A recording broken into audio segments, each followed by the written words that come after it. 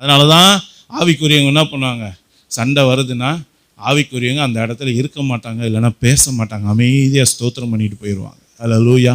நீங்கள் ஸ்தோத்திரம் பண்ணி பாருங்களேன். யார் ஒருவர் கர்த்தருடைய வார்த்தையை கனப்படுத்துறீங்களோ அந்த இடத்துல சமாதானம் இருக்கும். அவங்க மூலமாக சமாதானம் உண்டாகும். நல்லா யோசனை பண்ணி பாருங்க.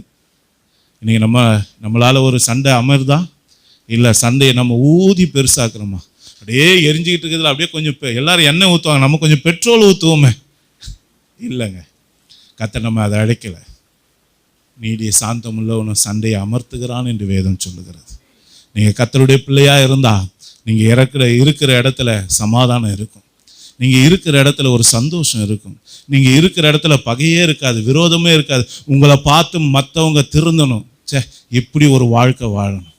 ஏசப்பா அதை தான் நமக்கு செஞ்சுட்டு போனார். ஸ்தேவான் அதை தான் செஞ்சுட்டு போனார். யோசித்து பாருங்கள், இன்றைக்கி நாம் என்ன செய்கிறோம்? அப்போ இன்றைக்கு இந்த பகை இருக்கிற வரைக்கும் நம்முடைய வாழ்க்கையில் ஒரு நாளும் புதிய ஆசீர்வாதத்தை பெற முடியாது. இன்றைக்கி பழையதை நம்ம விளக்கணும்னு சொல்லி ஆண்டவர் சொல்கிறார்.